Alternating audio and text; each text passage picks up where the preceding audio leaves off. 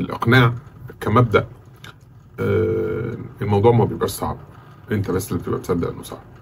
انت طول عمرك بتقنع كل الناس اللي انت محتاج تقنعهم واللي انت مصدق بأهمية ان انت تقنعهم بحاجة. انت اوريدي شاطر.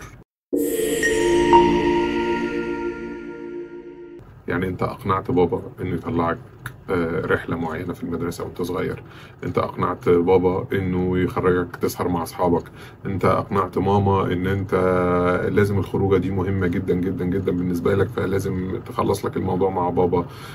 انت اقنعت اخواتك ان لا احنا لما هنعمل الشيء الفلاني ده بابا هيفرح بينا ويخلينا نسافر. انت اقنعت ناس كتير قوي مهمين في حياتك على طول فترة عمرك.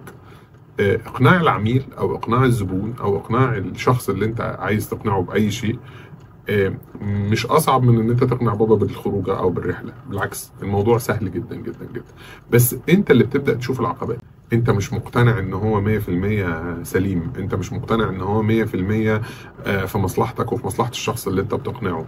لو انت صدقت ان انت اللي بتقنعه هيستفيد من اللي انت بتقنعه بيه، فده معناه ان منتجك مظبوط، فده معناه ان اللي انت بتتكلم فيه التوبيك ده ما فيهوش ضرر لا ليك ولا ليه باي شكل من الاشكال. انت مش نصاب، انت بتعمل حاجه فعليا لها قيمه، فعليا لها وزن، وفيها اضافه ليك وللعميل اللي انت بتبيعها له او العميل اللي انت بتقنعه بحاجه زي كده. صدقني الموضوع هيبقى مختلف تماما. العميل هيبدا يحس ان انت بتقنعه بحاجه معينه، لو بقى يشوف الفوائد اللي فيها، لو قدر يحس من كلامك اللي هو ممكن يبقى نصه افوره في حاجات كتير او بتقول حاجات مالهاش لازمه، لو بدا يحس ان فعلا الموضوع فيه قناعه بنسبه 50%، بنسبه 60%، بنسبه 70%، كل ما انت بتتقل مع النسبه هتقدر ان انت تقنعه. فان انت تقنع اي حد باي حاجه، المبدا سليم، المبدا صحيح، تقدر ان انت تنفذه، بس لما انت تبقى شخصيا مقتنع ان اللي بتعمله دوت ما هوش غلط، اللي القناعه او الموضوع اللي انت بتتكلم فيه ده ما هوش تقيل على قلبك وما هوش فيه ضرر بالنسبه للناس. لكن صدقني عمرك ما هتقنع حد بحاجه لو انت شخصيا مش مقتنع بيها 100% وعارف ان ما فيهاش ضرر على كل الاطراف.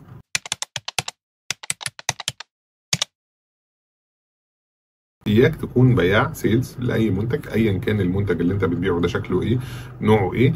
انت لو انت مش مقتنع بيه ما تبيعوش. بس خلينا نتكلم شويه عن قناعتك انت بالمنتج ده. يعني مثلا لو انت بتبيع سكاكين مطبخ وانت راجل، فانت بالنسبه لك سكاكين المطبخ دي انت ما بتستخدمهاش، فطبيعي ان انت مش هتبقى مقتنع بسكاكين المطبخ. هتعمل بيها ايه سكاكين المطبخ دي؟ ده منتج مستخدم للسيدات اكتر او لستات البيوت اكتر او للناس الشيف اكتر. لو انت ما انت الشيف ولو انت ما انت ست بيت، فطبيعي ان انت مش هتبقى مقتنع بالمنتج، وبالتالي قناعتك في ان انت تبيعه هتبقى اقل كتير قوي قوي قوي.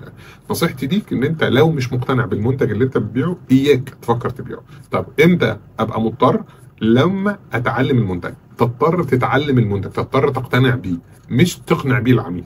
اي منتج انت مقتنع بيه بنسبه كبيره، اي حاجه انت شايف ان فيها قيمه قصاد المال، المنتج دوت ثمنه 10 قروش وهو يسوى فعلا ال 10 قروش دولت، ما فيهوش جزء كبير من رفع السعر المبالغ فيه، لا تقدر بسهوله جدا ان انت تقتنع بيه. تقدر ان انت حتى تناقش مديرينك لو السعر فيه مشكله، يا جماعه لا احنا السعر ده غالي جدا فنحاول ان احنا نرخصه، او ادوني امكانيات زياده نقدر نقنع بيها العملاء عشان خاطر تسوى السعر ده، او نعمل ريسيرش على السوق ونشوف المنتجات اللي شبهه في السوق سعرها عامل ازاي، فهل احنا سعرنا اعلى او اقل.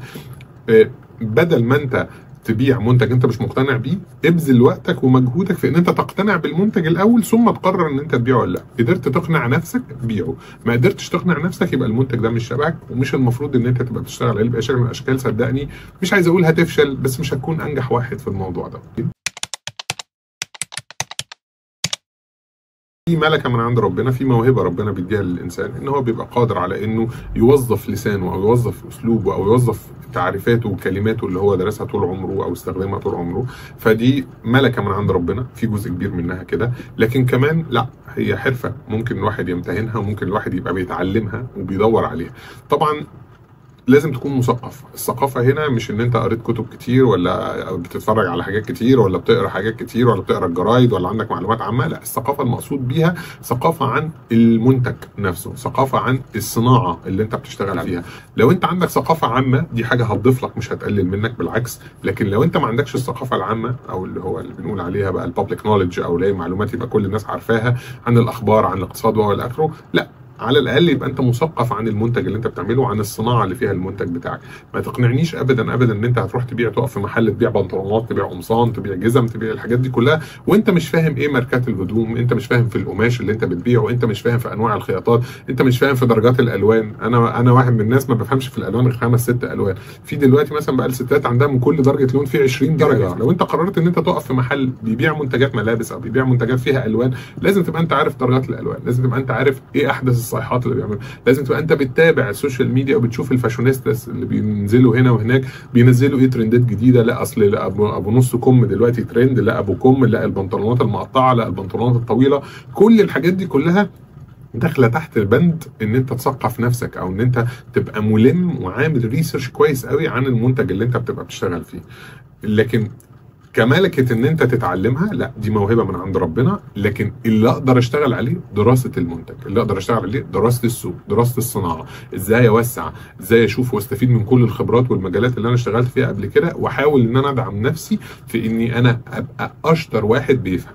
زي ما قلت لكم قبل كده في حلقة من الحلقات، في بياع انت بتخش عشان تشتري قميص ممكن يخليك تخرج من المحل شاري 10 شنط.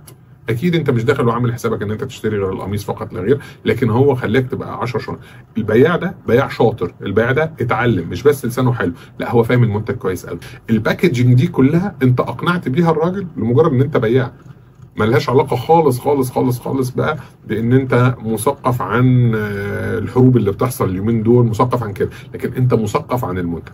فثقافتك العامه هتخليك تعرف تفتح حوارات وتفتح مواضيع كبيره مع الزبون، فيحس بالالفه وبيحس بالاريحيه وهو بيتعامل معاك. لكن كمان ثقافتك عن المنتجات هي جزء اهم، وانا بعتقد ان هو ده الجزء الاكبر اللي الزبائن بتحتاجوه. فمن وجهه نظري 30% او 40% دول ممكن يبقوا موهبه من عند ربنا، 60 الى 70% دي حاجات تقدر تنميها. فحتى لو انت عندك الموهبه صفر، ستيل عندك ما بين 60 الى 70% قدره على ان انت تقنع. ودي حاجات تخليك تقدر تبيع الوقود النووي للطائرات، مش بس تبيع شويه ملابس ولا تبيع شويه منتجات بسيطه.